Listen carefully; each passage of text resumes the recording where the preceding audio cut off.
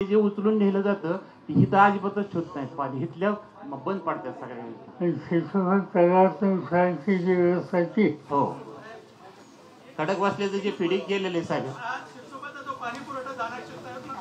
त्याचं निश्चित स्वरूपाची गावं आहे त्याच्यामध्ये साठा निश्चित आहे त्याची क्षमता निश्चित आहे परंतु मृत साठा जो असतो मृत साठा तो मृत साठा कोरडं केलं जातं या संदर्भाने मी स्वतः या ठिकाणी ग्रामस्थांनी आंदोलन केलं होतं की मृत साठा कमीत कमी आमचा या ठिकाणी राहावा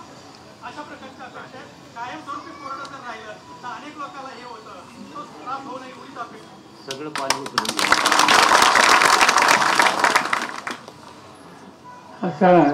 कांद्याचं पीक किती कांदा म्हणजे किती क्षेत्र असेल अंदाजे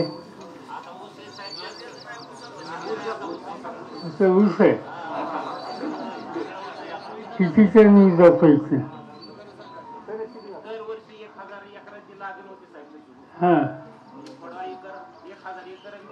लागण 2000 एकर ऊस उत्पन्न दरवर्षी 5-6 कारखान्यांना जातो माळेगावला जातो पाटसला जातो दौंडसुरला जातो बारामती आंग्रेला जातो सगळीकडे जातो एवढ्या क्षेत्राला पाणी आहे आणि ते जी चाट करत होती आता पावसाने वाचावलं नाही तर जळून गेलं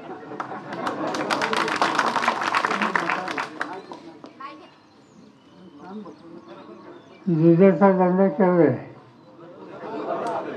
साधारणतः किती लिटर कलेक्शन होतं सर